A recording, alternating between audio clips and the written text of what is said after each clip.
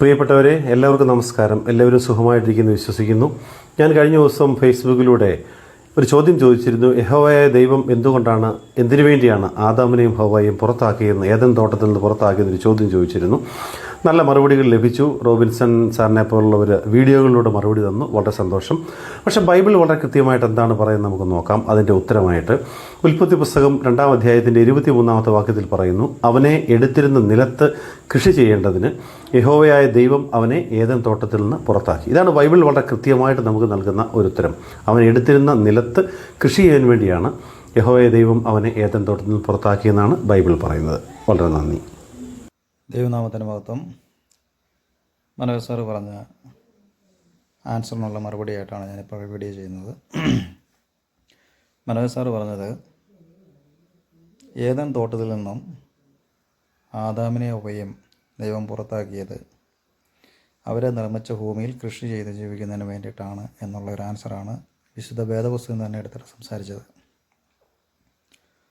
എന്നാൽ ബൈബിളിനെ കുറിച്ച് നമ്മൾ പഠിക്കുകയാണെന്നുണ്ടെങ്കിൽ, ബൈബിൾ എന്ന് പറയുന്ന ഗ്രന്ഥം, ഈ ബൈബിള് ഇത് എഴുതപ്പെട്ടത് BC 1600-നും 400-നും ഇടയിലുള്ള കാലഘട്ടത്തിലാണ് എന്ന് വേദപുസ്തകത്തിൽ തന്നെ അതിൻ്റെ അനുബന്ധമായിട്ട് രേഖപ്പെടുത്തിയിട്ടുണ്ട്. അതായത് ഒരിക്കൽ പോലും അക്ഷരാർത്ഥത്തിൽ എടുത്ത് വ്യാഖ്യാനിക്കേണ്ട ഒരു പുസ്തകമല്ല വേദപുസ്തകം അല്ലെങ്കിൽ ബൈബിൾ എന്ന് ബൈബിളിൻ്റെ ആമുഖത്തിലും അനുബന്ധത്തിലും അത് കൃത്യമായി രേഖപ്പെടുത്തിയിട്ടുണ്ട്.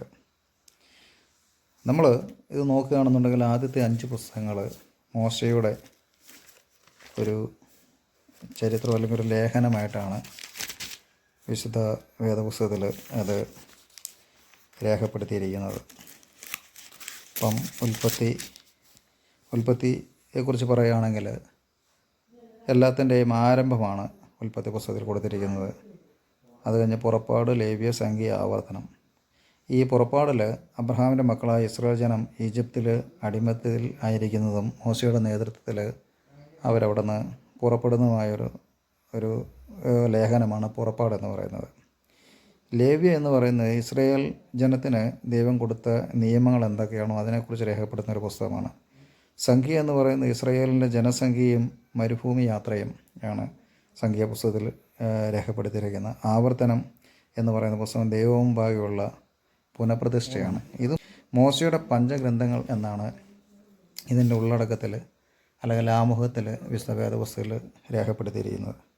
അപ്പം ബൈബിൾ നമ്മൾ വായിച്ച് വരുന്ന സമയത്ത് നമുക്ക് മനസ്സിലാക്കുന്നൊരു കാര്യമുണ്ട്.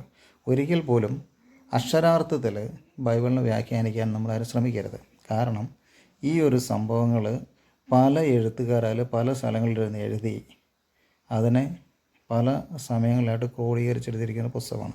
എന്ന് പറഞ്ഞാൽ ഇതിൻ്റെയൊക്കെ സംഭവം എന്ന് പറഞ്ഞാൽ പരിശുദ്ധാത്മാവിനാൽ നിയോഗം പ്രാപിച്ച ചില ആളുകൾ ഒരേ സംഭവം തന്നെ വിവിധ സ്ഥലങ്ങളിൽ അവർ ദിവ്യ ദൃഷ്ടിയിൽ അല്ലെങ്കിൽ അവർ പരിശുദ്ധാത്മാവിൻ്റെ അറിവിൽ, ജ്ഞാനത്തിൽ, വേഗത്തിലിരുന്ന് എഴുതിയ പുസ്തകങ്ങളാണ് വിശുദ്ധ ബൈബിളെന്ന് അതിൻ്റെ ആമുഖത്തിലും അതിൻ്റെ അനുബന്ധത്തിലും കൃത്യമായിട്ട് രേഖപ്പെടുത്തിയിട്ടുണ്ട്.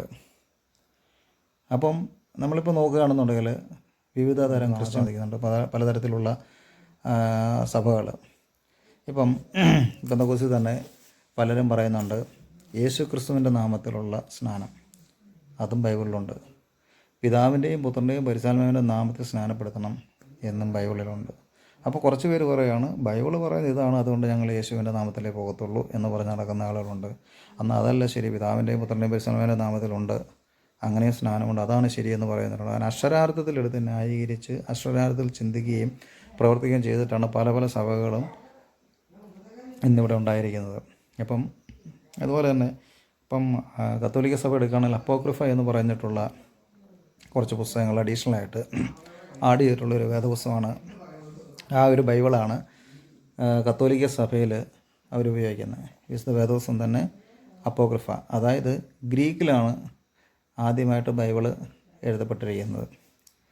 അതിനുശേഷം അത് വിവിധ ആയിരക്കണക്കിന് ഭാഷകളിലേക്ക് തർജ്ജമ ചെയ്യപ്പെട്ടിട്ടുണ്ട്. അപ്പോൾ ഈ തർജ്ജമ ചെയ്യപ്പെട്ട് വരുമ്പോൾ അതിലൊക്കെയും ചില ഒറിജിനൽ വേർഷനിൽ നിന്നും കുറേ വ്യത്യാസങ്ങൾ സംഭവിക്കാറുണ്ട്. അതുകൊണ്ട് തന്നെയാണ് പറയുന്നത് വേദപുസ്തകത്തെ നമ്മൾ ഇപ്പോൾ മലയാളം ബൈബിൾ എടുത്തിട്ട് അതിൻ്റെ അക്ഷരാർത്ഥത്തിലുള്ള വ്യാഖ്യാനം നമ്മൾ നടത്തുകയാണെന്നുണ്ടെങ്കിൽ ഒത്തിരി പോരായ്മകൾ അതിനകത്ത് ഉണ്ടാകും. അപ്പോൾ നമ്മൾ പറയുകയാണ് ദൈവം ആദാമിനെ ഹവ്വയെ സൃഷ്ടിച്ചു, എന്നിട്ട് അവരെ ഏദൻ തോട്ടത്തിലാക്കി നടക്കത്തെ വൃക്ഷത്തിൻ്റെ ഫലം കഴിക്കരുതെന്ന് പറഞ്ഞു.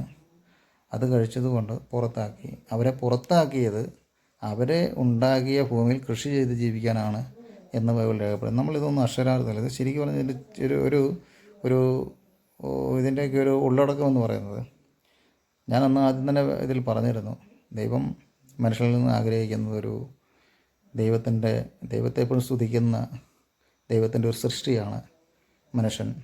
ഭൂമിയും ദൈവത്തിൻ്റെ സൃഷ്ടിയാണ്. അപ്പം സൃഷ്ടാവിനെ എപ്പോഴും സ്തുതിക്കുന്ന, ആ ഒരു സ്തുതി അർഹിക്കുന്ന ഒരു വ്യക്തിത്വമുള്ള ആളാണ് ദൈവം എന്ന് വിശുദ്ധ വേദപുസ്തകം പഠിക്കുമ്പോൾ നമുക്ക് മനസ്സിലാകും. എന്നാൽ അനുസരണക്കേടിനെ ഒരിക്കലും ദൈവം അംഗീകരിക്കുന്നില്ല. അത് ഇസ്രായേലിൻ്റെ ചരിത്രം നോക്കുമ്പോൾ അവരെന്ന് ദൈവത്തിൽ നിന്നാകുന്ന അനുസരണക്കേട് അന്നൊക്കെയും കൃത്യമായ രീതിയിലുള്ള ശിക്ഷ കൊടുത്തായിട്ട് ബൈബിളിൽ കാണിക്കുന്നുണ്ട്. അതുതന്നെയാണ് ആദത്തിൻ്റെ അവയുടെയും കാര്യത്തിൽ. അവർ ദൈവത്തിൻ്റെ വാക്കുകൾ കേൾക്കാതെ അനുസരണക്കേട് കാണിച്ചപ്പോൾ തക്കതായ ശിക്ഷ കൊടുത്തു. അവരെ ഏദൻ തോട്ടത്തിൽ നിന്ന് പുറത്താക്കുന്നു, അനുസരണക്കേട് കാണിച്ച സമയം തൊട്ട്. അതിനുശേഷം നമ്മളിങ്ങോട്ട് കാണുമ്പോൾ അബ്രഹാമിൻ്റെ സന്തതി തൊട്ട് അനുസരണക്കേട് കാണിച്ചപ്പോഴൊക്കെയും അവർക്ക് തക്കതായ ശിക്ഷ ദൈവം കൊടുത്തു. എന്നാൽ ദൈവം ആ സ്നേഹം അവരോട് കാണിക്കുകയും ചെയ്യുന്നുണ്ട്. ഈ ഒരു സംഭവം ഇത് പല എഴുത്തുകാരാൽ എഴുതപ്പെട്ട കുറേ കാര്യങ്ങളാണ്. അത് ഇന്ത്യയിലിരുന്നൊരുത്തനും അമേരിക്കയിലിരുന്നിരുന്ന ഒരാളും UK ഇരുന്നിരുന്ന ആളും കാനഡയിൽ എഴുന്നേരുന്ന ആൾക്കൊക്കെയും ഒരേ ശൈലിയിൽ ഒരേ സംഭവം തന്നെ വെളിപ്പെട്ട് വന്നിട്ട് എഴുതി ക്രോഡീകരിച്ചെടുത്തിരിക്കുന്ന ഒരു പുസ്തകമാണത്. ഇത് തന്നെയാണ് പുതിയ നിയമത്തിൽ യഹൂദൻ ആണ് യേശുക്രിസ്തു. യഹൂദന്മാരുടെ ഇടയിൽ നടന്നൊരു സംഭവം. മത്തായി, മർക്കോസ്, ലൂക്കോസ്, യോഹന്നാൻ തുടങ്ങിയ ആളുകൾ അവരുടേതായ ശൈലിയിൽ, ഇവരൊക്കെ പല പ്രൊഫഷണലുള്ള ആൾക്കാരാണ്. കുറച്ച് പേര് മത്സ്യത്തൊഴിലാളികളായിരുന്നു, കുറച്ച് ആളുകൾ വൈദ്യരായിരുന്നു. അങ്ങനെ പല പ്രൊഫഷണലിൽ നിന്നിട്ടുള്ള ആൾക്കാർ, അവർ പല കാറ്റഗറിയിൽപ്പെട്ട സാധുക്കളും സമ്പന്നരും ഒക്കെ ഉണ്ടായിരുന്നു. അപ്പോൾ അങ്ങനെയുള്ള ആൾക്കാർ അവരുടെ സാഹചര്യത്തിൽ അവർക്ക് കിട്ടിയതായ അവരുടേതായ ശൈലിയിൽ, ഇപ്പം ഞാൻ എഴുതുന്നൊരു ശൈലി ആയിരിക്കില്ല വേറൊരാൾ എഴുതുന്ന ശൈലി, ആ ആൾ എഴുതുന്ന ശൈലി ആയിരിക്കില്ല വേറൊരാൾ എഴുതുന്ന ശൈലി. അപ്പോൾ അവരുടേതായ ഒരു ശൈലിയിൽ എഴുതി വെച്ചിരിക്കുന്ന ഒരേ സംഭവം തന്നെ എഴുതി വെച്ചിരിക്കുന്ന ആ ശൈലിയിലും വ്യത്യാസം വന്നിട്ടുണ്ട്. അപ്പോൾ ഒരിക്കൽ പോലും അക്ഷരാർത്ഥത്തിൽ വ്യാഖ്യാനിക്കാൻ പറ്റുന്ന ഒരു പുസ്തകമല്ല വിശുദ്ധ വേദപുസ്തകം എന്നുള്ളത് നമ്മൾ ആദ്യം തന്നെ മനസ്സിലാക്കണം. അതുകൊണ്ട് ഏദൻ തോട്ടത്തിൽ നിന്ന് ഹവ്വയും ആദത്തിനെയും പുറത്താക്കിയത് അവരെ കൃഷി ചെയ്യാൻ വേണ്ടിയിട്ടാണ് എന്ന് നമുക്ക് പറയാം. കാരണം ഇന്നിപ്പം മനുഷ്യൻ ജീവിക്കുന്നത് കൃഷിയിലൂടെ മാത്രമല്ല. കാരണം സന്ദർഭം, കോണ്ടസ്റ്റ്, എപ്പോഴും നമ്മൾ ബൈബിൾ പഠിക്കുമ്പോൾ അന്നത്തെ സന്ദർഭവും നമ്മൾ ഇന്ന് ജീവിക്കുന്ന സന്ദർഭവും തമ്മിൽ നമ്മൾ താരതമ്യപ്പെടുത്താൻ. ഇപ്പോൾ ഒരു ബൈബിൾ വായിക്കുന്ന ഒരാളെ സംബന്ധിച്ചോളം അവൻ അക്ഷരാർത്ഥത്തിൽ വായിക്കുകയാണെന്നുണ്ടെങ്കിൽ അവനെ മനസ്സിലാക്കുന്നതിൽ കൂടുതൽ അവനത് അണ്ടർസ്റ്റാൻഡ് ചെയ്ത് അവനത് ഗ്രഹിച്ചുകൊണ്ട് ആ ഒരു സാഹചര്യം അവൻ്റെ ലൈഫുമായിട്ട് അവൻ്റെ സന്ദർഭവുമായിട്ട് താരതമ്യപ്പെടുത്തി നമ്മളത് വായിക്കുമ്പോഴാണ് നമുക്ക് ഏറ്റവും കൂടുതൽ നമുക്ക് ടച്ച് ചെയ്യുന്നത്. അപ്പോഴാണ് ദൈവം നമ്മളോട് ഇടപെട്ടു, അല്ലെങ്കിൽ ദൈവം നമ്മളോട് സംസാരിച്ച് പറയുന്നത്. അന്ന് മത്തായി, മർക്കോസും, ലൂക്കോസും, യോഹന്നാനൊക്കെ എഴുതിയ ആ ഒരു സംഭവം, അന്നത്തെ ഒരു സന്ദർഭത്തെ ഇന്ന് വായിക്കുന്ന ഞാൻ എൻ്റെ ലൈഫുമായിട്ട് കമ്പയർ ചെയ്തുകൊണ്ട് എനിക്കെന്ത് ഫീൽ ചെയ്യുന്നു, അല്ലെങ്കിൽ എനിക്കെന്ത് ബെനിഫിറ്റ് ഉണ്ടാകുന്നു, അല്ലെങ്കിൽ എൻ്റെ ലൈഫുമായിട്ട് എത്രത്തോളം കമ്പാരിസൺ ഉണ്ട് എന്നുള്ളതിനെ മനസ്സിലാക്കി ഗ്രഹിച്ചുകൊണ്ട് ഞാനിത് വായിക്കുമ്പോൾ ദൈവം എന്നോട് സംസാരിക്കുന്നതായിട്ട് എനിക്ക് തോന്നുന്നു, അല്ലെങ്കിൽ ആ ഫീൽ നമുക്കുണ്ടാകുന്നു, ആ ഒരു ബ്ലെസ്സിങ് നമുക്കുണ്ടാകുന്നു. അപ്പോൾ ഒരിക്കലും വിശുദ്ധ വേദപുസ്തകത്തെ അക്ഷരാർത്ഥത്തിൽ ലിറ്ററലി നമ്മൾ വ്യാഖ്യാനിക്കാതിരിക്കുക. അങ്ങനെ വ്യാഖ്യാനിച്ചാണ് ഈ പറയുന്ന സഭകൾ മത്തായി, മർക്കോസ്, കത്തോലിക്ക, യാക്കോബ, മർത്തോമ, പെന്തക്കോസ് തന്നെ AG, IPC, church of God, അതുപോലെ തന്നെ ബ്രദറൻ, യഹോസാക്ഷി വേറെയാണ്, പെന്തക്കോസുമായിട്ട് യാതൊരു ബന്ധമില്ലാത്തൊരു സംഭവമാണ്. ഇങ്ങനെ പല പല പല പല കോൺസെപ്റ്റിലേക്ക് ആളുകൾ മാറി ഇതൊക്കെ ക്രിസ്ത്യാനികളാണ്, അല്ലെങ്കിൽ ഞങ്ങളും ഇങ്ങനെയാണെന്ന് വാദിക്കുന്നതിൻ്റെ മെയിനായിട്ടുള്ള കാരണം അവർ ഏതെങ്കിലും ഒന്നോ രണ്ടോ വാക്കിയെടുത്ത് ലിറ്ററലി അതിനെ എക്സ്പോസ് ചെയ്തുകൊണ്ട് അതിനെ ഇൻ്റർപ്രറ്റ് ചെയ്ത് ഇതാണ് ശരി, ഞങ്ങൾ പറയുന്നത് മാത്രമാണ് ശരി എന്ന് പറഞ്ഞ് പോകുന്നതിലൂടെയാണ് ഒരു തെറ്റിൽ നിന്ന് വേറെ തെറ്റിലേക്ക് മാറി ഇങ്ങനെ വിഘടിച്ച് പോകുന്നത്. അപ്പോൾ ഒരിക്കലും അക്ഷരാർത്ഥത്തിൽ വ്യാഖ്യാനിക്കേണ്ട ഒന്നല്ല ബൈബിൾ എന്നതാണ് മനോജ് സാറ് സംസാരിച്ച വാക്കിൽ നിന്നും അല്ലെങ്കിൽ ഇട്ട സബ്ജക്റ്റിൽ നിന്നും അവസാനമായിട്ടൊരു കൺക്ലൂഷനായിട്ട് എനിക്ക് പറയാൻ പറ്റുന്നതായ ഒരു കാര്യം. അപ്പം അവരെ ഉണ്ടാക്കിയ മണ്ണിൽ കൃഷി ചെയ്യുന്നതിനായിട്ട് ആക്കിയെന്ന് രേഖപ്പെടുത്തിയിരിക്കുന്നുവെങ്കിലും അതിൻ്റെ ശരിക്കുള്ള മറുപടി എന്ന് പറയുന്നത് സുഖകരമായ ഒരു അന്തരീക്ഷത്തിൽ നിന്ന് അനുസരണക്കേട് കാരണം പുറത്താക്കി അവിടുന്ന് അധ്വാനിച്ച് ജീവിക്കുക. നമുക്കറിയാം ഇന്നത്തെ സാഹചര്യത്തിൽ എല്ലാ മനുഷ്യരും രാപകൽ അധ്വാനിക്കുകയാണ്. എന്നിട്ട് ഇവൻ എന്താ മിച്ചമുള്ളത്? ഒന്നുമില്ല. ഉദാഹരണം CJ റോയ്, കോൺഫിഡൻറ്റ് ഗ്രൂപ്പിൻ്റെ ഫൗണ്ടർ, 10,000 കോടി രൂപയുടെ ആസ്തിയുള്ള മനുഷ്യൻ ഒരു സുപ്രഭാതത്തിൽ എല്ലാം ഉപേക്ഷിച്ച് സ്വയം ഡിസൈഡ് ചെയ്തു മരിച്ചേക്കാം എന്ന് പറഞ്ഞാൽ ആ ഒരു അനുസരണക്കേണ്ട ഭാഗമായിട്ട് നമ്മൾ എന്തൊക്കെ ഏൺ ചെയ്താലും, എന്തൊക്കെ അധ്വാനിച്ചാലും, എന്തൊക്കെ കഷ്ടപ്പെട്ടാലും കഷ്ടപ്പാടേ മിച്ചമുള്ളൂ. ഒരു പരിധി കഴിഞ്ഞാൽ ഈ പറയുന്നതായ ഒരു സാറ്റിസ്ഫാക്ഷൻ ജനങ്ങൾക്ക് കിട്ടുന്നില്ല, ആളുകൾക്ക് കിട്ടുന്നില്ല. ദൈവം മനുഷ്യനെ സൃഷ്ടിക്കുമ്പോൾ ദൈവം ആഗ്രഹിച്ചത് ഒരപ്പന് മക്കളോട് കരുണ കാണിക്കുന്ന പോലെ, സ്നേഹം തോന്നുന്ന പോലെ തന്നെ തൻ്റെ സൃഷ്ടിയോട് ദൈവത്തിന് സ്നേഹമുണ്ടായിരുന്നു. എന്നാൽ അവർ തന്നെ തള്ളിപ്പറയുകയും അനുസരണക്കേട് കാണിക്കുകയും ചെയ്തപ്പോഴുള്ള ഒരു, അതായത് മനുഷ്യരിലും ദൈവം ആഗ്രഹിക്കും സ്തുതിയും, അത് ബൈബിളിൽ തന്നെ കൃത്യമാണ്, സ്തുതിയും സ്തോത്രവും പുകഴ്ചയും ഒക്കെയാണ് ദൈവം തൻ്റെ സൃഷ്ടികളിൽ നിന്നും, മനുഷ്യരിൽ നിന്നും മറ്റു സൃഷ്ടികളിൽ നിന്നൊക്കെ ആഗ്രഹിക്കുന്നത്. മനുഷ്യനെ ദൈവം മറ്റു മൃഗങ്ങളിൽ നിന്നും വ്യത്യസ്തമായിട്ടാണ് സൃഷ്ടിച്ചത്. അവർക്ക് വിവേചന ബുദ്ധി കൊടുത്തു, ഡിസൈനിങ് പവർ കൊടുത്തു, ശരിയും തെറ്റും മനസ്സിലാക്കാനുള്ള കഴിവ് അവർക്ക് കൊടുത്തു. അപ്പം അതിൽ നിന്നും ദൈവം തൻ്റെ സാദൃശ്യത്തിലും സ്വരൂപത്തിലുമാണ് മനുഷ്യനെ സൃഷ്ടിച്ചത്. എക്സ്ട്രാ കുറച്ച് കാര്യങ്ങൾ, അതായത് വിവേചന ബുദ്ധി ദൈവം മനുഷ്യന് കൂടുതൽ കൊടുത്തു.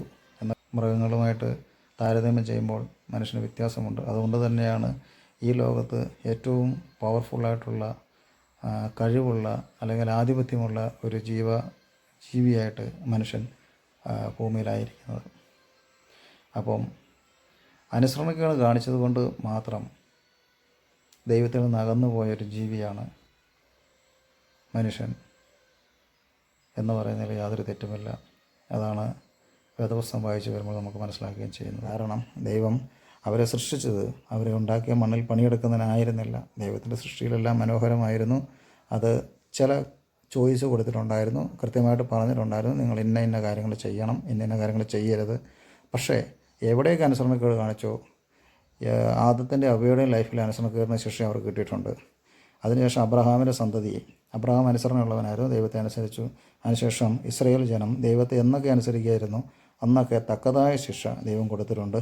അതിനുശേഷം ലോകം മുഴുവൻ ഇസ്രായേലിനെ നശിപ്പിച്ച് ഛിന്ന ഭിന്നമായി ലോകത്ത് മുഴുവൻ പല രാജ്യങ്ങളിൽ പോയി താമസിച്ചു. വീണ്ടും ഇപ്പോൾ ഇസ്രായേൽ രാജ്യം രൂപീകരിച്ചു. ഇതൊക്കെ ദൈവിക ബൈബിൾ പറഞ്ഞിരിക്കുന്ന കാര്യങ്ങളാണ്. അനുസരണക്കേടിൻ്റെ ഫലമായി അവർ പല സ്ഥലങ്ങളിലൂടെ പോയി, പല സ്ഥലങ്ങളിൽ പീഡനം അനുഭവിച്ചു. വീണ്ടും അവർ ഇസ്രായേൽ രൂപീകരിച്ചു. ഇതൊക്കെ ഇന്നത്തെ സന്ദർഭത്തിൽ, ഇന്നത്തെ സാഹചര്യത്തിലെ ചരിത്രമാണ്. ഇവരിങ്ങനെ സംഭവിക്കുമെന്നും വീണ്ടും ഇവർ കൂടിച്ചേരുമെന്നും ഇസ്രായേൽ വരുമെന്നും ഇവർ വൻ ശക്തിയാകുമെന്നൊക്കെയും ബൈബിളിൽ തന്നെ ഇതിൻ്റെ ചരിത്രങ്ങൾ പറയുന്നുണ്ട്. അപ്പോൾ ഒരിക്കലും അക്ഷരാർത്ഥത്തിൽ വ്യാഖ്യാനിക്കേണ്ട ഒരു പുസ്തകമല്ല വേദപുസ്തകം എന്നതാണ് മനോജ് സാറ് സംസാരിച്ച ആ ഒരു സബ്ജക്റ്റിനെ കുറിച്ച് എനിക്കിന്ന് സംസാരിക്കാനുള്ളത്. വീണ്ടും കാണാം അടുത്ത വീഡിയോയുമായി. അതുവരേക്കും ബൈ ബൈ.